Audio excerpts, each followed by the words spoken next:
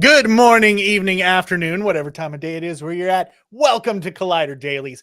I'm John Algis, and joining me, as always, is my favorite co-host. Maggie, love it. Well, let me rephrase that. One of my favorite co-hosts. I was like, Because wow, I got an upgrade today. I've got some pretty great co-hosts just across the board. But Maggie, how are you doing today? I'm doing pretty good. I'm really excited for both of our topics today.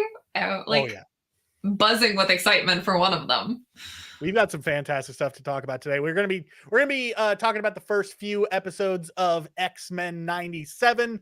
We're gonna be talking about The Sims getting a movie adaptation. But before we do any of that, Maggie, there's something that I want to touch upon really quick. It's not a full topic. It's just something that I feel like, since this is the first time that you and I have been in for a while. I think we haven't been on an episode together since last week, but in the intervening days between the last time that I saw you, a trailer for a certain show came out, and I am very curious to hear your thoughts on the Acolyte trailer, because Adam and I got a chance to talk about it. I know. I watched your episode. I want to know what you think. Give me your thoughts as our resident High Republic person.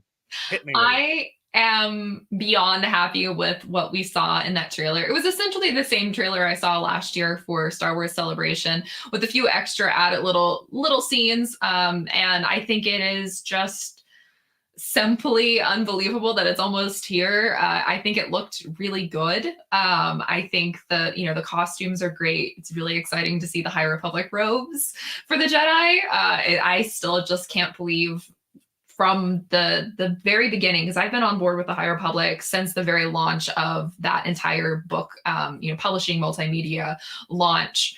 And to see it on screen is something akin to what I felt as a kid every time there were rumors that we were going to see the expanded universe on screen. That thrill, that excitement, something that I love, something that I've imagined. I'm now getting to see elements of that on screen, and that makes me extremely excited. And I think it's also really exciting considering the fact that Leslie Headland is a big old fangirl like the rest of us. And all of her interviews, she just talked about the expanded universe in it. And that just brings me a lot of joy. And that it sounds like from some of the interviews that she did this week that she's interested in bringing some of those aspects from the expanded universe into this story, that we're seeing a lot of references that are deep cuts for those of us who are nerds, but at the same time, I think it was the Hollywood Reporter that she talked to, that she wanted somebody in the writer's room that wasn't a Star Wars fan at all, that had no sense of what's going on, to be their baseline, to make sure that they weren't just getting too far down in the weeds of being Star Wars nerds, and that they were still telling a story that could be compelling to people who maybe don't really know anything about Star Wars, and this could be their first introduction, or are not necessarily in touch with that storytelling and where we are right now with the Star Wars stories on screen. I thought that was genius, and I think that is makes me even more excited for where this is, because when we have these stories from people who are more in touch with telling the deeper stories that aren't just hey, look, my favorite action figures on screen, we've gotten things like Andor. So that is kind of where I am right now. I'm very hopeful that this is going to bridge the emotional gap between Andor season 1 and Andor season 2 for me, who is looking for these grittier, darker, more mature style of storytelling. So I'm really excited. I just can't wait. June needs to get here now. I need hot Acolyte summer. So the one thing that I want to know, and obviously you're probably way more tied into the rumor mill about this than I am, and just the fact mill, obviously being our lead news editor, and also just borderline obsessed with Star Wars. Let's face it. Let's be honest. Let's call it what it is. Looking at my Star Wars collection, I don't know what would give you the impression that I'm obsessed. Taking all that into account, but also just trying to think as a fangirl yourself, are there any characters or elements from the High Republic books or other connected media that you would like to see either referenced or just straight up pop up in the Acolyte? Maybe something that's been confirmed to be happening, something that's been rumored, or maybe just something that you're just pie in the sky, I want to see this. Well, we know that Vernestra Rowe is in fact going to be showing up in it. We've seen her in the trailer. We knew that she was coming. Leslie told Steve when he interviewed her this week that we're not really going to see any other necessarily High Republic characters this season. Maybe in season 2 we'll get more. But I secretly want some connections to the Nile. I know we're not going to get Martian Row, wrong era for Martian Row, but I really love like the Nile and all of the things that they're doing because they're evil and I love them. So any references to them, to the paths, to any of that, I think will just like delight my little High Republic nerd self to no end. Either way, you said it perfectly. June can't get here soon enough. But as I said, I just wanted to get kind of your basic thoughts on it a little bit. Let's dive into our first actual topic though of today, and that is talking about the Sims movie that is coming. Yeah, this is this kind of threw me for a loop a little bit. I remember hearing that they've been talking about doing a Sims movie for like decades at this point, but hearing that Margot Robbie's Luckychap Entertainment is actually going to be bringing this to the big screen, and that Loki director Kate Heron is on board to pen the script is yeah, it's kind of caught me a little bit off guard here. Because I'm sitting here and I'm like, how do you adapt something like The Sims to the big screen? The Sims does have lore. It does have some semblance of a plot. We were asking the same question when they said they were going to do a Barbie movie. Yeah, that was honestly and well known have my qualms with the Barbie movie. I do think that they took the lore of Barbie quite nicely and adapted it for the screen. I think there was a lot of stuff they did there. I will say I'm not as concerned with Sims telling the actual like canon story, the things that we know about like the Calientes and the Goths and like all the families and like the base game Sims. We more or less know what's going on there. We know there's some weird alien stuff. There's Bella Goth. What happened to Bella Goth? What happened to Bella Goth? What happened to Bella Goth? Like there's a lot of stuff, you know, we have some characters that, you know, yeah, there's just a lot of stuff. I was like, I don't know where to go with some of the lore. The lore for Sims is really rich and insane and weird. Lots of llamas. Yeah, never going to forget the alien stuff. Particularly with the male characters, but I digress. What I need to know is, are they going to stay true to just how crazy the Sim girls can get when we get going on Sims? Because I have 5,000 hours of Sims gameplay. I'm not ashamed of that. That is spread out over several years. But those of us who are chronically addicted to Sims do a lot of weird things in the game. And I'm talking about like becoming Black Widows and luring men to the house and then taking them for a swim and then removing the stairs, or, you know, creating an underground bunker that is very Truman Show like and trapping townies down there and making them make art so we can become millionaires. Like there's like a lot of weird things that people do in The Sims. And I think to be true to The Sims, you do have to include some of these things, because you're making this movie not for the like 10-year-old kids who bought Sim City in the 90s, or I guess early aughts for that one, and built a couple cities and then never touched the game again. You're making this movie for the people who, like myself, have 5,000 plus gameplay hours on The Sims. And I do hope with like Kate Heron involved, like she seems like she gets it. She strikes me as somebody who has probably played a lot of Sims in her lifetime. But at the same time, like, I just feel like you can either make or break this game if you don't stay true to how weird the fan base is. So The Sims for me has always been one of those games that I will go for like long stretches of time without thinking about it, without touching it. And then I'll like maybe once or twice every couple of years or so, I'll just go buck wild and it'll be all that I play obsessively for like a week. And then I don't touch it again. I always know that I am like entering into a depressive episode when I'm like, time to re-download Sims 4 and play that for a month on end. So I'm gonna say this, and I feel like it's literally like the most ice cold take that has ever been said by anyone about The Sims. The Sims 4, like I have it. I have like a bunch of the expansions and all the stuff. Don't ask me how much money I've spent on Sims 4. I bought The Sims 4. I played The Sims 4. I picked up a bunch of the first like DLCs and expansions and stuff, and I was like, okay, I'm giving this a chance. I have since stopped spending money on that, and now when I play The Sims, I go back to Sims 3.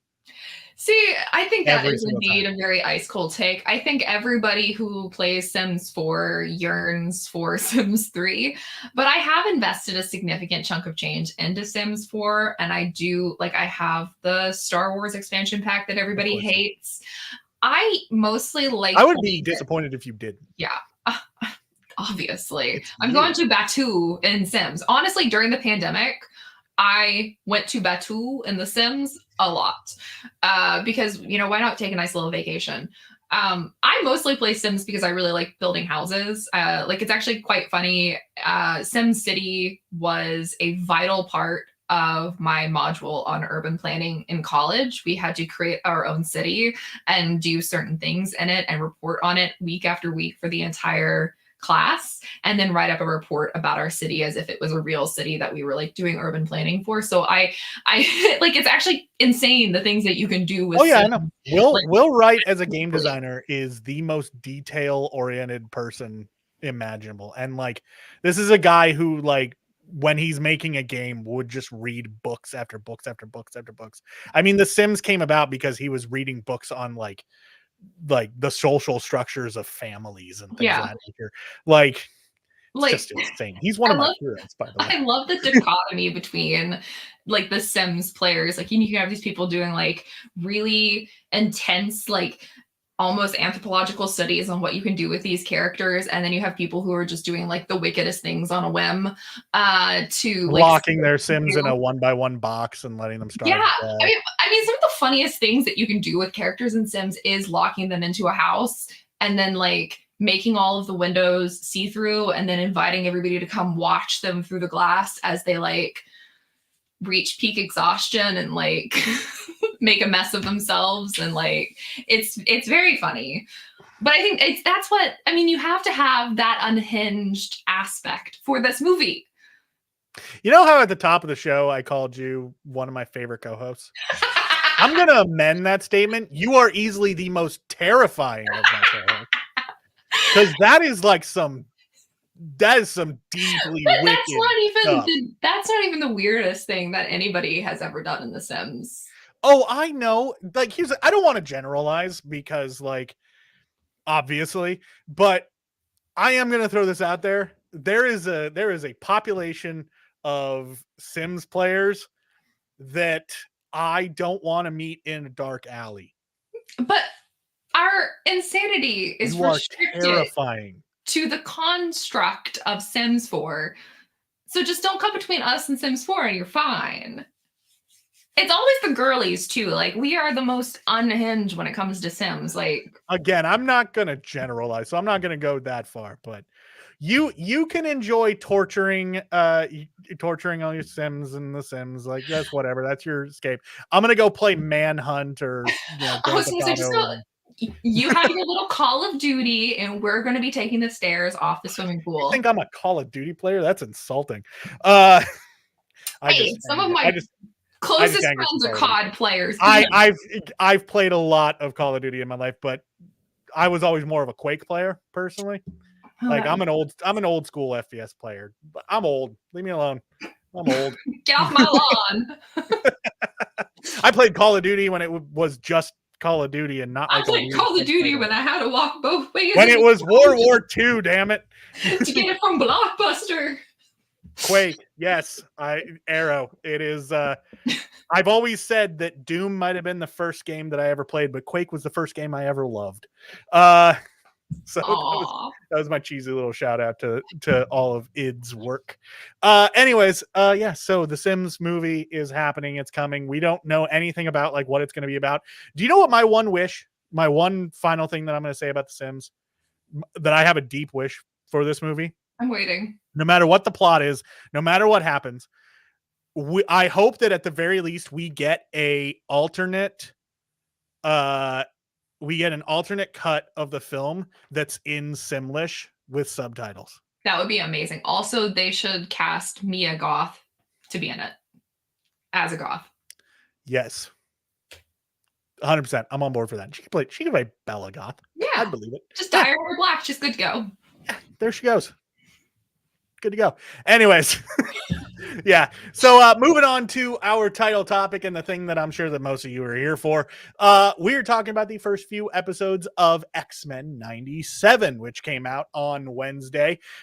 Here's the thing. I have seen the first 2 episodes. Maggie here has actually seen the first 3 episodes because she's a special little snowflake and she gets all of her review copies. So I'm going to be talking about this from the perspective of someone like probably many of you in the comments who have only seen the first 2 episodes. Maggie, if there's something that you feel like you want to chime in with about the 3rd episode, but I think we are definitely going to be focusing a little bit more on this first 2 episodes. And one thing that I will say, we are going to try to stay spoiler free for the first little bit here. I might at the end signal that we're going to go spoilery. The first 2 episodes have been out for over 24 hours. I think we can go a little bit spoilery. We're going to take the first couple of minutes at least to give our general thoughts spoiler free. And then I will signal to you guys when we're going into spoilers to talk about the more specific details. And we're doing this because I actually, and depending on how you guys take this, I would like to make this a weekly thing where we talk about whatever the new episode of X-Men 97 is. We're going to try it out, see if this is a format that you guys like for TV series like this. And maybe this is something that we can do for other shows, maybe The Acolyte come June. Yeah. So let's get into it. Maggie, the first 2 episodes, let's start with that. First 2 episodes. Give me your back of the box blurb review of these 2 episodes.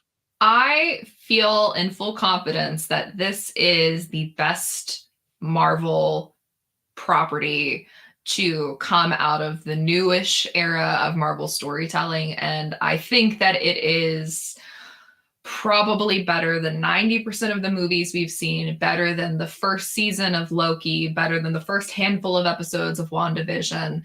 I think that it takes everything that was perfect about X-Men the Animated Series, everything that made that show something that is still talked about 30 years later, basically, and it perfects it. I mean, it takes all of the components of the stories that we loved as children and has turned it into something that appeals to both children, new children that are being introduced to this, and fans of the original animated series. And I think that it is done in a way that is very audience friendly. You can come in with the full knowledge of the 5 seasons of the animated series, or you can come in with a vague understanding of the X-Men characters, and you still get the same amount of emotional attachment, the same amount of investment in it, and the same amount of excitement. And I think that is a feat that has not been achieved in recent storytelling from Marvel. So that's my back of the box blurb. I think it was fantastic. I will say that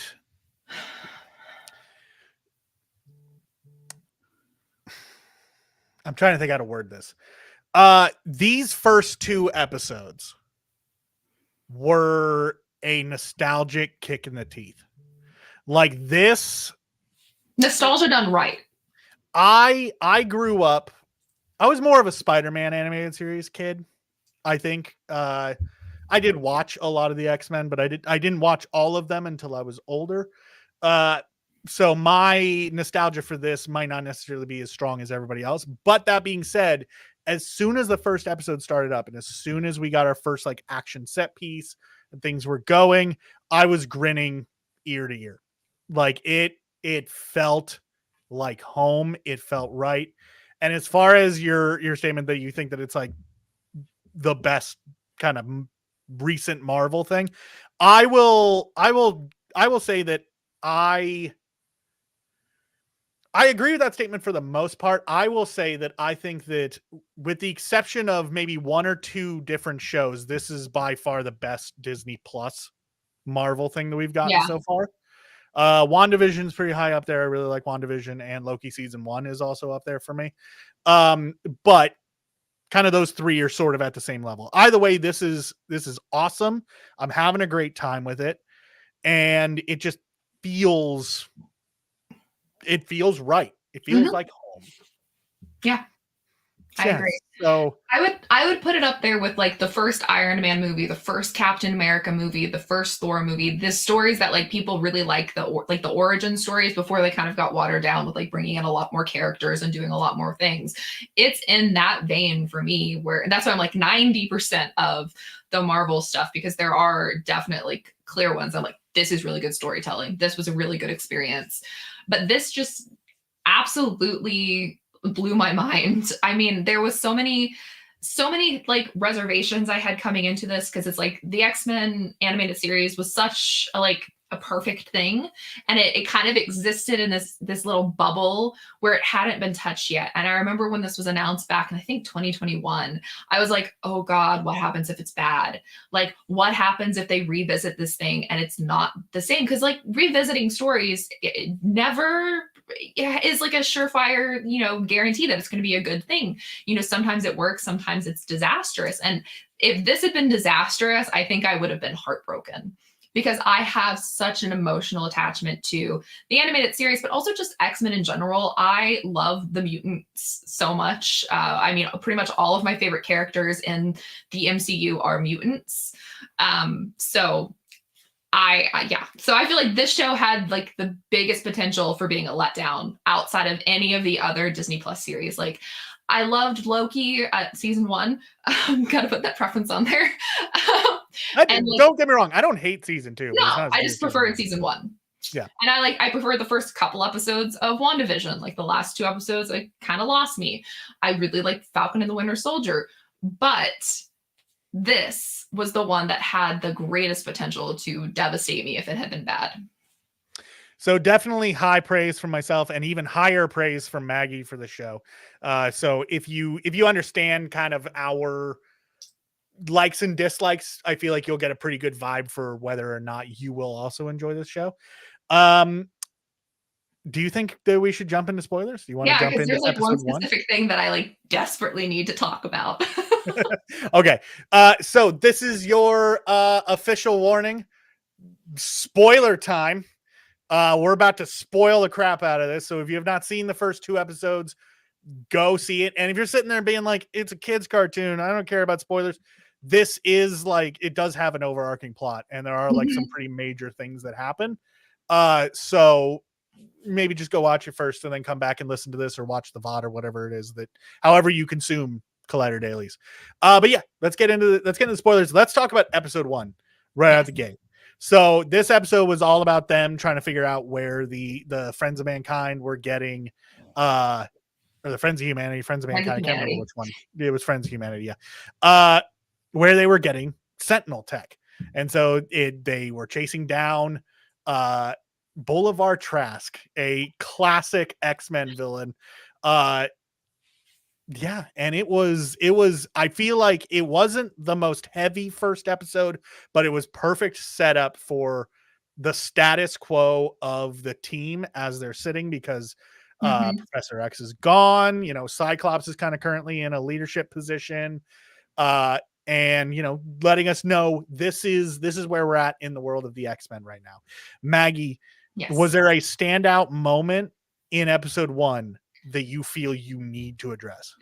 Well, Magneto, obviously. But I do want to just say, I really like how we're getting like the family drama aspects of the show, as well as like the superhero stuff, because that's what's always made the X-Men such a good story, because you have these people who are like fighting evil and also fighting prejudice. And then you also have like the interpersonal relationships of all of these characters living at the school. And I like that we're seeing Scott as a soon to be father, and he's also taking on these responsibilities, and he's making these decisions about like, do I want to keep putting like my wife and like kid in this, dangerous position? Like, what is this going to mean for the future when the kid's born? And then you're seeing like Logan judging him, and like there's all these like little things that, of course, very reminiscent of how the animated series handled these stories. This is why we know so much about, the dynamics. And I love the introduction of Magneto at the end, like, hello. And yes, I do, to build off that, I adore the way that they are handling that dynamic. And I feel like that is probably going to be Cyclops's overarching plot for the rest of the season, is going to be him balancing his like very new, real, like actual normal family, because he's got himself, he's got little baby Cable and and Jean Grey. And it's like, how do you balance that versus the X-Men family? Because they put a lot of emphasis in the first episode specifically on this idea that, okay, he has a real family, but he already had a family before he has the X-Men. So like, while it looks like they're setting up that like Cyclops and Jean are going to leave, some things happen in the second episode, which we will get to in a second. But it's just keep happening. Just wait for episode 3. I can tease. All right. But I love that, because I feel like one of the things I always sort of felt about the animated series was that Cyclops was kind of just the big brother. Like he didn't really get a lot of him specific like build up and moments. Like there were a few episodes here or there, but he was kind of just a brick wall for most of that show. So now having him be somebody who seems to have so much of a focus on his character development, I think is spectacular, especially as, you know, someone who as a kid watching the original show, Cyclops was my favorite. Like I wanted to be Cyclops. So when I was a kid, I had no real investment in Cyclops. Like he was just there. I was like, he's cool. I think he's a good character. But I found new appreciation for Cyclops when James Marsden played him in the live action X-Men movies. That's when I was like, oh, cool. Like Scott's actually kind of cool. And then when I revisited the animated series, I was like, oh, I like this character a lot more. And maybe it's because like I was older and had new perspectives on like who that character was. I'm gonna actually so for me it was flip. I like Marsden well enough as an actor, but when I was a kid and I saw the first X-Men movie, there was something that felt off about Cyclops because I was so used to the animated Cyclops that I didn't connect to that version of Cyclops, and I still never have really. I've just always kind of just been like, yeah, it's there. But you know, to each their own, I suppose. Yeah. But see, my favorite characters in the animated series were Gambit and Rogue. That doesn't surprise me at all. Yeah, I mean, they're like one of my like lifelong OTPs. And they continue to be awesome in this. Which is, I want to talk about the other thing. So I guess this is kind of like overarching 1 and 2. As somebody whose favorite mutant characters are Rogue, Gambit, and Magneto, this show was made for me because the whole Rogue Magneto thing took me by complete surprise. And as somebody who is very much like an OTP purist, like I don't really like things getting in the way of my OTP, which in this case would be Rogue and Gambit. I am on board for this. I am here for this. I want whatever this little relationship drama is going to play out. I am here for this. I also would like to live vicariously through Rogue, as I always have, but I'm here for this. Whatever this little triangle thing is happening, on board. Everybody's on social media judging Rogue, and I'm like, get it, girl. Get it. Anyways, before we get to that, though, I want to talk about the big guest character for episode 1 was Sunspot. Yes. Who I'll be honest, wasn't expecting Sunspot of all the characters to show up, but yeah, he winds up being sort of the driving force for the plot. He's kidnapped at the very beginning during the first action set piece, and then you know he winds up being integral to the plot as they're trying to, you know, track down all these Sentinel parts and everything. Do you foresee him winding up coming back later on? I know they were setting up sort of him and Jubilee. I feel like this may be an episode 3 thing based off of the look on your face. If it is, don't spoil that. But I don't know what you're talking about. I mean, to be honest, I think it would be surprising if they didn't bring him back. I feel like that's a character that they set up in episode 1, a clear arc that's going to most likely play out through the rest of the season. So I wouldn't be surprised if we didn't see him in future episodes. I don't know. Let's not forget that the X-Men animated series has a history of introducing characters in the first episode of a season only to axe them very quickly. because the original animated series. You mean X them?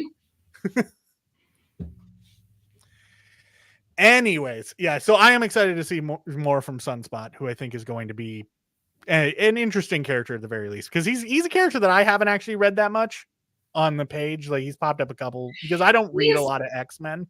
Sunspot's a really interesting character because he hasn't been portrayed in the best light, no pun intended with Sunspot. So I would implore people to research more into that character, because I think they're making some amends in this series and there's still room for improvement on his portrayal on screen. But he's a really fascinating character in the comics when done correctly. Because what was the only other time that I can think of that we saw him in media? He was in Days of Future Past, and he was like basically a nothing character who was there to be killed by a Sentinel. Yeah. See, he's really interesting, and he's had some really great arcs, but I would definitely implore people to do research on that character, because there's absolutely aspects of him that have been left out of most media. But then, oh yeah, he was in New Mutants. I always forget that was Sunspot. But yeah, you were right. He was also in New Mutants. I need to rewatch that movie. I remember liking that movie more. And not the best portrayal there either. So. Well, no, that is. I mean, I feel like every character in that film was not the best portrayal of that version of the character. Anyways, at the end of the episode, we come to find out that Professor Xavier had left everything to Magneto, which here's a question for you. If his last will and testament, this is just a weird, like, this is very pedantic. If his last will and testament just left everything to Magneto, why was his will a literal book? He has a lot of things to leave to Magneto, I guess. Like, here's the thing. I understand that Charles Xavier is very long-winded at times, but it's one sentence to say, I give everything to Eric Lencher. Also, like, technically, if I recall how the things ended in the animated series, he's not technically dead either. He's just not on this planet anymore, right? That's as far as they know. I know, as far as I'm like, as we people who grew up on this show, we know something different. But that is something that I want to know if that's changed at all, because we knew where that more or less ended at the end of the animated series. But like, is that still the status quo here? Is that something that they're going to visit in this season, or season 2, or season 3? Like, I need to know. I need to know more, because we haven't got a clear answer on that yet. But yeah, I think the fact that it was like a full book was kind of hilarious to me. Because I've never seen a will that's like nicely like leather bound with like gold hardware and. Well, I mean, maybe Xavier's pretty extra, but that's a little extra. Maybe he wanted to leave some like notes for Xavier. Maybe that's like his drop dead document where he's like, this is all of the mutants that I know of, and here's their actual name and their superhero name. And well, I mean, Arrow did point out in chat, it's one part will, one part instruction manual. Yeah, I mean, I think he left an instruction manual so the X-Men be like, here's how to use Cerebro. Here's how don't call Wolverine Short King. Here's how to use the Danger Room. Here's how to use the Keurig in the downstairs kitchen. Yeah, I mean, I think. Yeah, maybe there's some like notes, like personal letters to Magneto, being like, "Hey, buddy, long time no see. Sorry about how things went awry in our friendship. Still haven't forgiven you for shooting me." But then we get that ends episode 1, and that takes us into the second episode, which is where we see Magneto actually kind of fronting the team for a little bit. And this is when Magneto gets his big moment. He gets to be a hero. He's always been a hero to me. That's because you like villains. But yeah, so the main villain of this episode was Executioner, who came in and was like, I'm gonna take out Magneto because it's a crime that Magneto is having a fair trial. I think this is wrong. And some stuff goes down. And one of the two big things from this episode is Storm gets depowered seemingly permanently. Yeah. Here's my thought on this. I feel like because this show has an overarching plot, first of all, she's going to get her powers back. Obviously. Like, I have no doubt about that. But that is them taking Storm off the board for a while so that there's stakes. Yeah. Because Storm is, and like the first 2 episodes did a really good job of presenting Storm as the most powerful member of this team. Yep. Like at the end of the first episode, she rolls up with like a glass tornado and just takes out an entire army of Sentinels. Like they're taking her off the board so that there can be like actual like chance that the X-Men might lose. But it was super devastating, actually. Yes, I know. I was heartbroken by that moment. And I think, like you said, it's raising the stakes. It's giving not just Storm additional stakes, but also the entire team, because now they're obviously down their most powerful member. I also think that it pushes some new thoughts onto Scott, because he's thinking about leaving because they have all these other powerful people, and they don't need me, and now it's like, oh well, they do need you. You're like at least maybe the third, fourth powerful one. I don't know. Rogue and Jean are pretty far up there. I don't know how. Yeah, but if Cyclops leaves, Jean leaves too. Yeah, like because Jean is the most powerful one. Yeah. Even without the Phoenix Force. And then probably Magneto and Storm would be about on the same level. Yeah. Yeah. And then Scott's somewhere down the list. I was gonna say Scott's like mid-tier, but he's a good leader. Yeah, he's got them leadership qualities. Yeah, I could have seen Storm stepping up into that leadership type. Well, and she has quite a few times on the page. Yeah, so it definitely makes things more complicated, which is good for both the melodrama and the high drama of it all. And also complicating things even further is our big mic drop moment at the end of the episode, where a Jean Grey lookalike shows up, asking the X-Men for help, claiming to be Jean. Meanwhile, Jean is standing in the room going, what? Yeah, so you're sitting there. I'm sure you have plenty to say about episode 3, but we will save that for next week. But yeah, so that was our big mic drop moment, which is probably why, like, there was the talk that, okay, Cyclops and Jean are going to leave, especially now that they kind of pseudo trust Magneto, as Cyclops says to Magneto, Professor Xavier trusted you and I trusted him. That has to be good enough.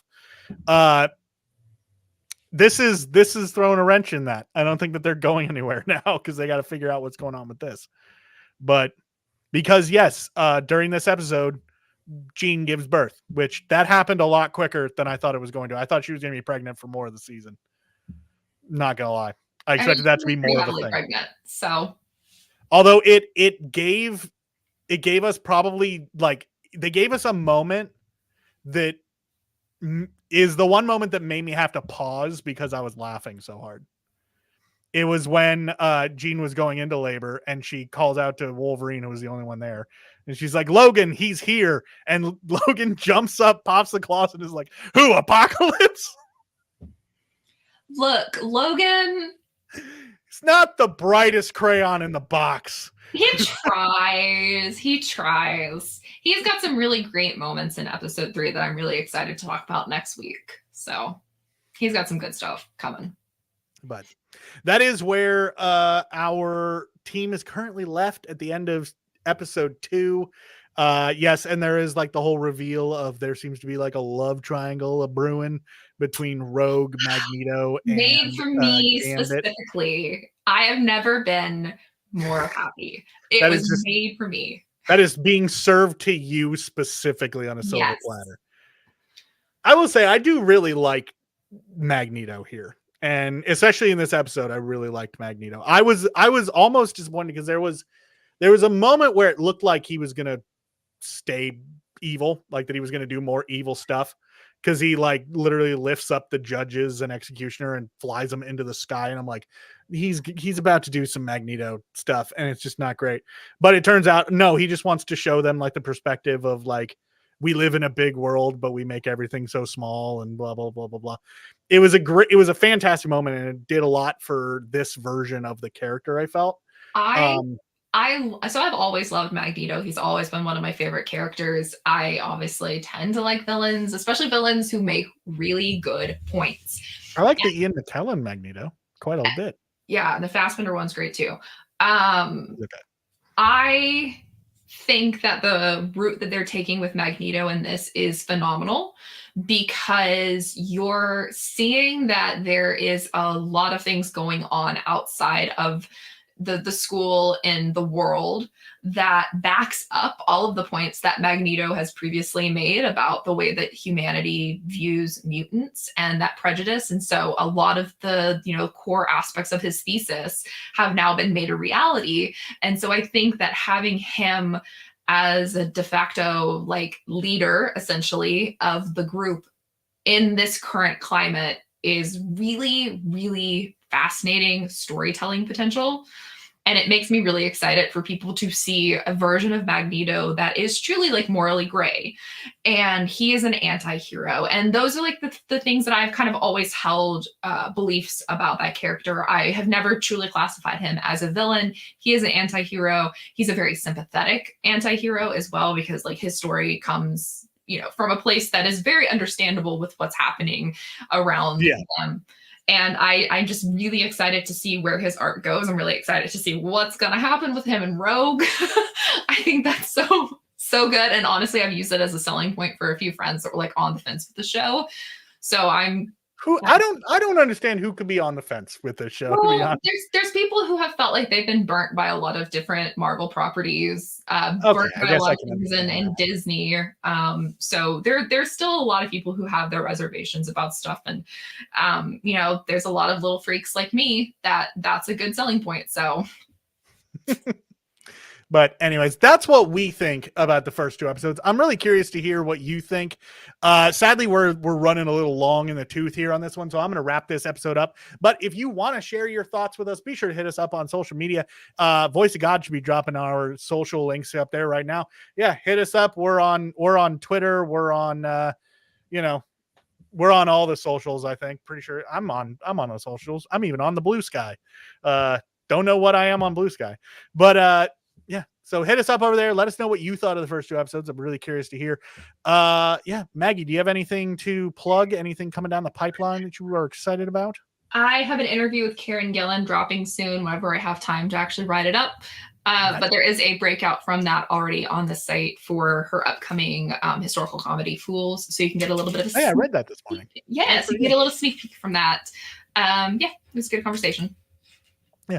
So get over there, check that out, collider.com, and just keep an eye out for that across all the boards and anything else we got coming out, because we got a lot of great stuff. Tomorrow is Perry and Chase. They're going to be reviewing Immaculate tomorrow. So be sure to tune in for that.